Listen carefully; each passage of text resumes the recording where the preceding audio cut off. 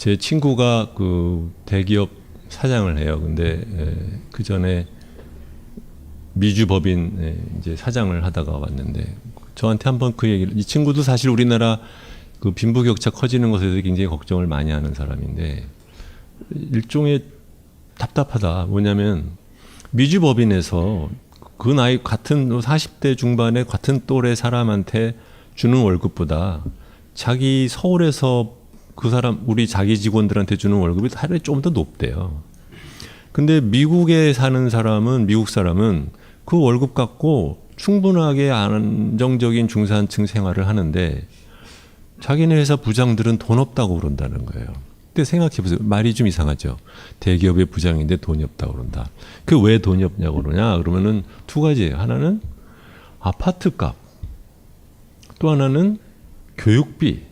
애들 교육비 뭐 과외비로 막 200만 원씩 내고 이게 뭐 어떻게 살아나는 거냐? 바로 그거죠. 그러니까는 뭐냐면 대기업에 있는 사람들을 보고서 이제 당신 생산성에 비해서 너무 많은 월급을 받는다고 말을 하면 상당히 많은 사람들이 반발을 해요. 무슨 소리냐, 나도 죽겠는데. 그 사람이 말하는 나도 죽겠다는 게 내가 원하는 수준의 소비 수준과 주거 수준을 유지하는 데 나도 죽겠다라는 것이죠. 그 뜻은 무엇이냐면은 우리나라의 부동산 값이 지나치게 우리나라가 매년 만들어내는 부가가치에 비해서 높은 것.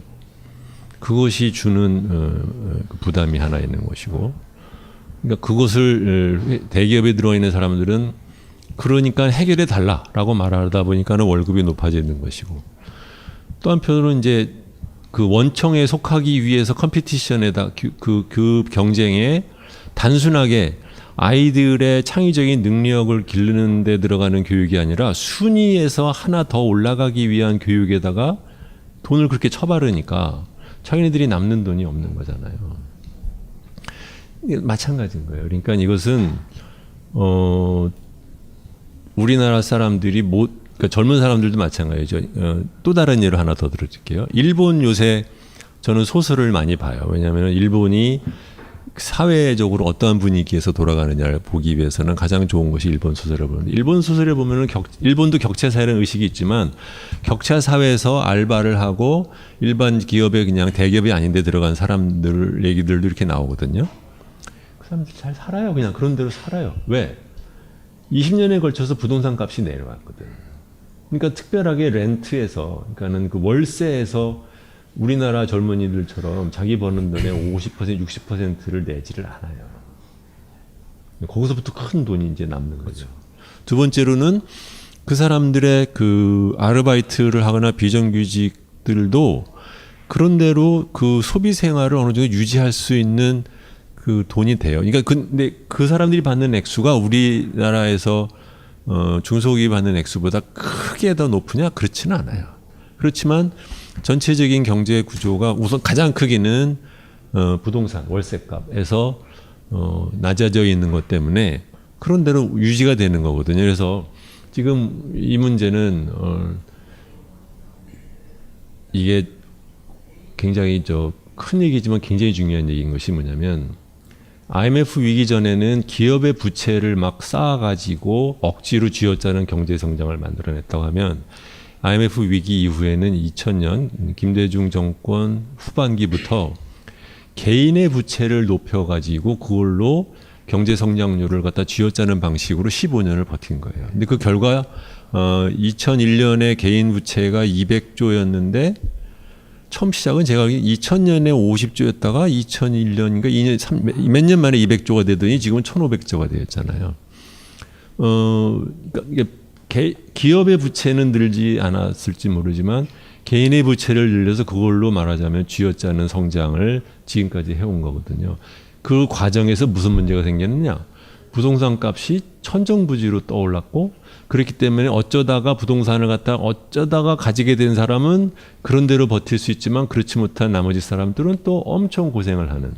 그런데 부동산 값이 내려갈 수 있는 여지가 조금이라도 생기면 이 가진 사람들, 뭐 가진 사람이 대단히 가진 게 아니라 그냥 중산층인 사람들이 하나같이 다 싫다는 거니까. 그러니까 이게 정치를 하는 사람 입장에서는 당연하게 부동산에 대한 재산세를 올리고 부동산 임대소득세를 올려야 되는데 말하는 순간 그래도 조금이나마 있는 사람들은 하나같이 벌떼처럼 달려들 것 같으니까 알면서도 보면서도 말을 못하는 거예요. 그래서 이제 마지막 질문으로 하나. 방금 해주신 네. 말씀에 조금만 더 첨언을 하자면, 그래서 청년들이 그런 생각 되게 많이 해요. 집이 저렇게 많은데, 건물이 저렇게 많은데 왜 내 건 없지? 그러니까 정말 많은 사람들이 그 생각을 하거든요. 그렇다라고 하면 말씀해주신 것처럼 그렇게 가지고 있는 분들의 수와 가지지 못한 분들의 수를 생각해봤었을 때, 결국 정책적 지향점은 어쨌든 모두가 한 표씩 가지고 있다면 이 가지지 못한 분들을 위해서, 그래서 말씀해 주신 대로 조금 세금도 빙고 바로 거기서 이제 사실은 우리가 이 방송을 하는 포인트가 딱 나오는 건데 뭐냐면 투표율 얘기예요. 가진 사람들, 어쨌든 간에 조금이라도 재산을 가진 사람들의 투표율이 훨씬 높고 재산을 가지지 않은 사람들의 투표율이 낮으면 그러면 세상은 바꿀 수가 없는 거거든요.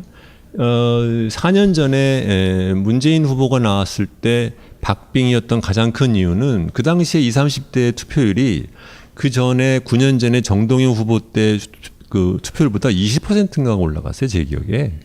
정동영 씨는 젊은 사람들이 보기에 전혀 아닌 사람이었거든요. 그러니까 그냥 포기를 해버리고 아예 아무도 투표를 안 했지만 문재인 씨가 왔을 때는 조금이라도 희망이 있어서 그랬는데 이번에 이제 결국은 이거죠. 그러니까 그래서 불평만 하지 말고, 그러니까 그 돈을 가진 사람과 안 가진 사람은 다른 면에서는 싸움을 하면 잽이 안 돼요. 근데 보통 선거라는 게 무서운 멋있다, 것이 이거. 그치? 나이가 20살 아무것도 모르는 사람과 저 같은 사람 어쨌든 똑같이 한 표야. 그렇죠? 이건 엄청난 의미를 갖는 거예요. 그렇죠? 돈을 가지고 있는 사람이나 돈을 가지지 않은 사람이나 똑같이 한 표야. 이게 4년, 5년에 한 번 돌아와. 그런데 그것을 갖다 휙 날리고 난다면 우리는 미래가 없어. 자격 없는 거예요. 그러니까 우리가 이 방송하는 이유도 왜 20, 30대가 이 사회가 바뀌기 위해서는 우리가 무엇을 구체적으로 해야 되느냐에 대해서 얘기를 통해서 근본적으로는 투표율이 올라가서 바꾸는 방법밖에 없다. 제 말이, 저는 이 정치권에 처음 들어와서 제가 느낀 게 왜 50대, 20대 투표율이 왜 50%대에 있느냐 말이죠. 그리고 왜 불만을 얘기해요. 그래서 제가 이번에 이 대선에서는 청년의 투표율을 70%까지 올려보겠다. 너네들이 살 세상을 너네들이 바꿔라. 이 얘기를 해주고 싶은 거예요. 그래서 우리가 이 공선생하고 이걸 시작하면서 처음부터 우리 컨셉은 청년들이 어떻게 이 정부에 대해서 이 나라에 희망을 갖느냐. 그것을 여러분들이 불만이 있고 앞으로 정말 희망을 갖기를 원한다면 여러분들이 판단해서 선택해라. 투표율이다. 우리를 뽑아라는 얘기가 아니에요. 당신들이 선택해라라는 거죠. 투표율이 낮은 이유는 사실은 뭐 젊은 사람들의 탓이라기보다는 젊은 사람들이 신뢰하고 믿을 만한 그런 정치 지도자가 나오지를 않았기 때문에 이제 그런 것이잖아요. 그래서 그래 무관심하니까요. 무관심이라는 것은 어떻게 보면 이제 기본으로 까는 거고, 자기들한테 특별하게 이익이고 불이익을 따질 것이 아니라는 그런 포기가 아니었을까요? 투표를 안 하는 것은 나하고 관계없다? 그게 제가 느낀 건 그랬었어요. 이명박 대통령 때부터 갑자기 급속도로 대기업이나 이런 데서 주최하는 청년 캠프 이런 것들이 시작이 돼요. 아, 그래요? 그러면서 열정 멘토들이 막 등장을 하고요. 그래서 열심히 노력하면 너희들이 성공할 수 있다라는 식으로 그러니까 정치나 사회 구조의 문제를 개인한테 돌리기 시작하는 거예요. 그러면서 20대들은 착각을 하게 돼요. 화려하거든요. 아, 내가 노력을 더 해야 되는구나. 나는 그 처세술 책들 보면 아주 예. 미쳐버리겠어요. 저도 비슷한 걸 하나 써가지고 할 말은 없습니다만 그런 거예요. 그러니까 아프니까 청춘이다인 거예요. 그러니까 너희들이 지금 노력하면 그래서 막 열심히 노력하면 잘 될 거야라고 착각을 주니까 내 문제가 정치 문제라고는 생각을 못했던 청년들이 많이 있었어요. 그때는 이제 막 쫓아다니고 막 멘토들 쫓아다니고 막 공부하고 막 이러면 바뀔 거라고 생각을 했던 거예요. 그대로 하면은 성공할 네. 줄 알고. 근데 이제는 좀 그 인식이 깨진 것 같아요. 내가 노력한다고 될 상황은 아니구나. 그래서 포기했나? 전 또 시스템이 바뀌어야 되는 거야. 한편으로는 다른 생각하는 게 이번 촛불 집회를 보면서 특히 느끼는 건데 뭐 탄핵이 부족하다 남는다 이런 얘기를 하지만 어쨌든 20대 30대들 저 같은 40대들이 이제 아이들 데리고 광장으로 나온 거거든요. 나왔더니 대통령이 실제로 탄핵이 됐어요. 그러니까 탄핵까지 국회를 밀어붙였어요. 아 이걸 보니까 자신감이 내가 뭘 생긴다. 하면 되는구나라고 생각을 맞아요. 해서 실제로 연초에 여론조사들을 해보면 20대가 대선 전인데 투표를 하겠다는 비율이 지난번 대선에 비해서 확 올라왔다는 거. 이게 뭔가 내가 정치의 효능감을 느끼고 그렇지. 내가 하는 거, 내가 움직이면 뭔가 될 수 있겠구나라는 생각이 생겼기 때문에 저는 이 방송이 그래서 여기서 중요하다고- 이제 찬물을 끼얹으면 원래 투표 의사율과 실제 투표율 사이의 차이가 가장 많은 게 20대예요. 근데 이제 그래서, 그럼에도 그때까지는 불구하고 그랬겠지만 2012년 거보다 의사율이라도 높다는 게 저는 희망이 있다고 보는 거고 그래서 이 그렇긴 방송이 하죠. 전 중요하다고 생각하는 게 그러면 어떤 경제 우리가 실제로 나아질 수 있는지에 대한 그림이 있는 건지를 여기서 저희가 보여줄 수 있는 단초가 아닌가 그런 저는 생각을 해봅니다. 청년을 위한 그 경제 정책이라든지 그런 희망을 주는 그런 경제 이야기를 하고 싶은 게 이 방송의 목표입니다. 그래서 당장은 아닐지 모르지만 아까 말씀드린 것처럼 고성장에서 저성장으로 넘어간 것을 이미 기본으로 놓고 나면 우리 사회를 재설계를 해야 돼요. 그런데 이 재설계가 하나하나가 당장 되지는 않겠지만 멀리나마 무엇을 어떤 방향으로 바꿔야 되느냐에 대한 얘기를 지금부터라도 젊은 세대들이랑 얘기를 갖다 하면서 그 사람들도 그 사람대로 또 생각을 하겠죠. 근데 그 과정을 우리가 아마 앞으로 한 10년, 20년을 거쳐야 될 거예요. 제 친구가 그 대기업 사장을 해요. 근데 그 전에 미주 법인 이제 사장을 하다가 왔는데 저한테 한번 그 얘기를 이 친구도 사실 우리나라 그 빈부격차 커지는 것에 대해서 굉장히 걱정을 많이 하는 사람인데 일종의 답답하다. 뭐냐면 미주 법인에서 그 나이 같은 40대 중반의 같은 또래 사람한테 주는 월급보다 자기 서울에서 그 사람 우리 자기 직원들한테 주는 월급이 하루에 좀 더 높대요.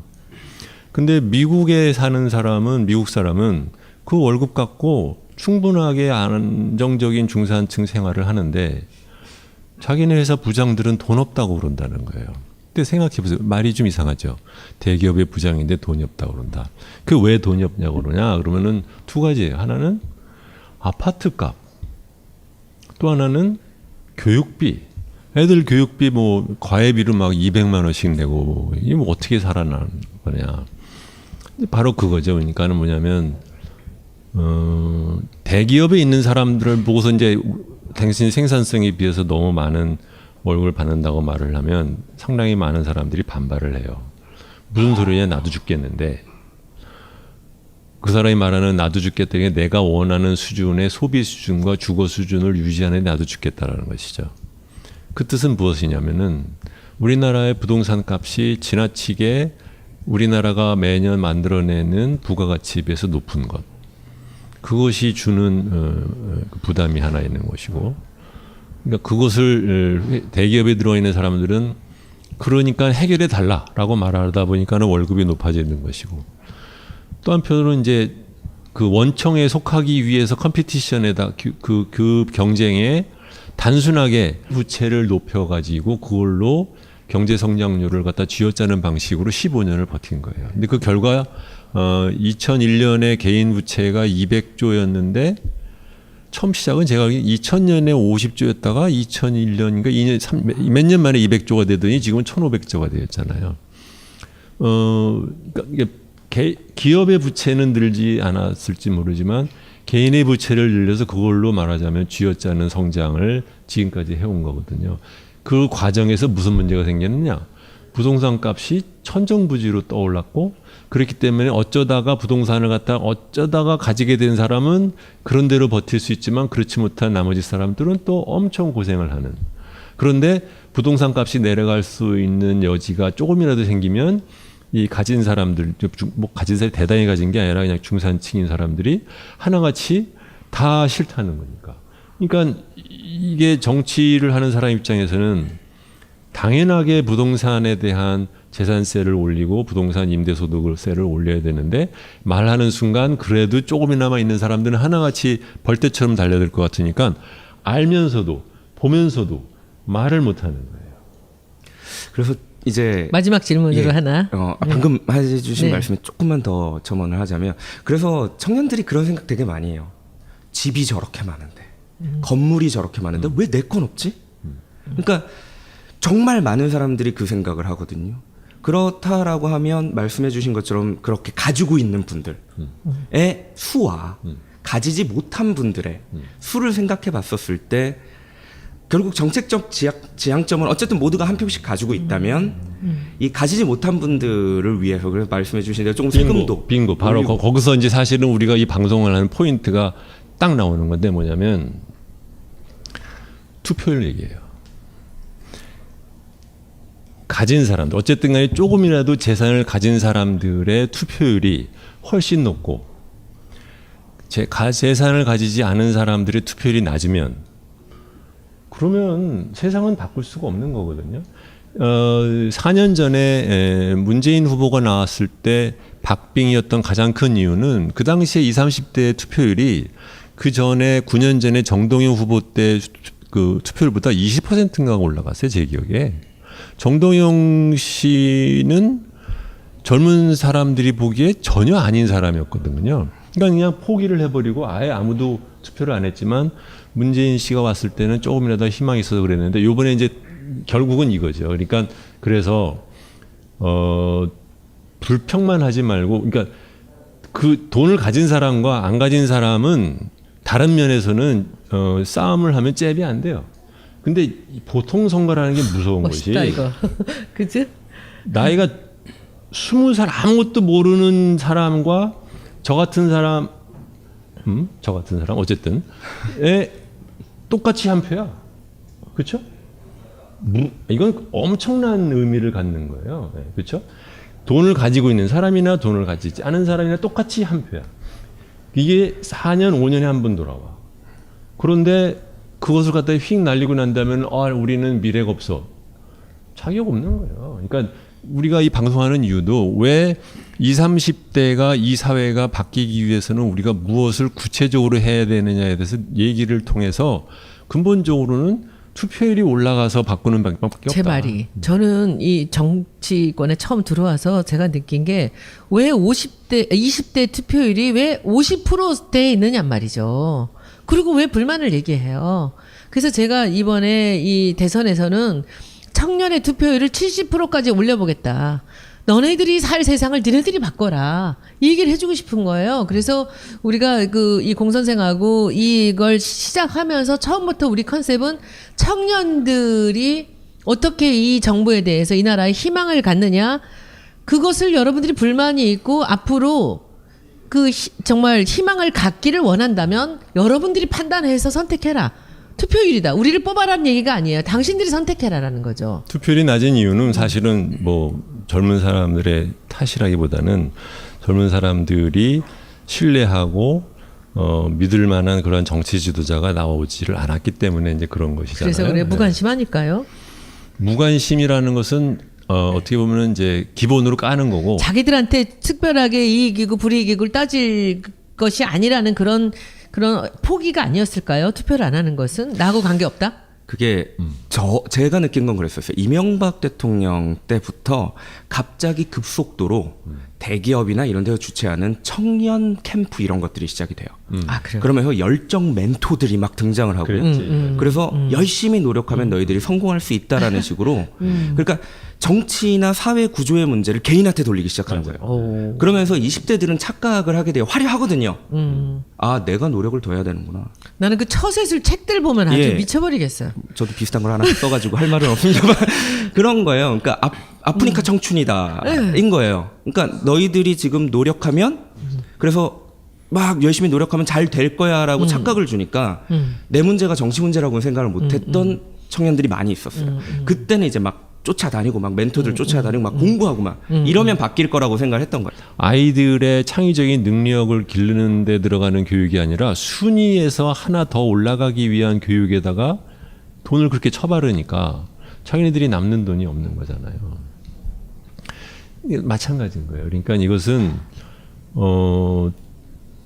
우리나라 사람들이 그러니까 젊은 사람들도 마찬가지죠. 또 다른 예로 하나 더 들어줄게요. 일본 요새 저는 소설을 많이 봐요. 왜냐하면 일본이 사회적으로 어떠한 분위기에서 돌아가느냐를 보기 위해서는 가장 좋은 것이 일본 소설을 보는데, 일본 소설에 보면은 일본도 격차 사회라는 의식이 있지만 격차 사회에서 알바를 하고 일반 기업에 그냥 대기업이 아닌데 들어간 사람들 얘기들도 이렇게 나오거든요. 그 사람들 잘 살아요. 그냥 그런 대로 살아요. 왜? 20년에 걸쳐서 부동산 값이 내려왔거든. 그러니까 특별하게 렌트에서, 그러니까는 그 월세에서 우리나라 젊은이들처럼 자기 버는 돈의 50%, 60%를 내지를 않아요. 거기서부터 큰 돈이 이제 남는 거죠.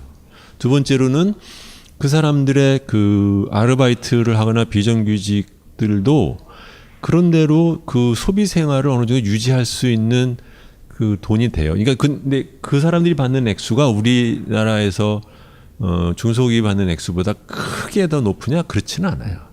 그렇지만 전체적인 경제 구조가 우선 가장 크기는 부동산 월세값에서 낮아져 있는 것 때문에 그런 대로 유지가 되는 거거든요. 그래서 지금 이 문제는 이게 굉장히 큰 얘기지만 굉장히 중요한 얘기인 것이 뭐냐면, IMF 위기 전에는 기업의 부채를 막 쌓아가지고 억지로 쥐어짜는 경제 성장을 만들어냈다고 하면, IMF 위기 이후에는 2000년 김대중 정권 후반기부터 개인의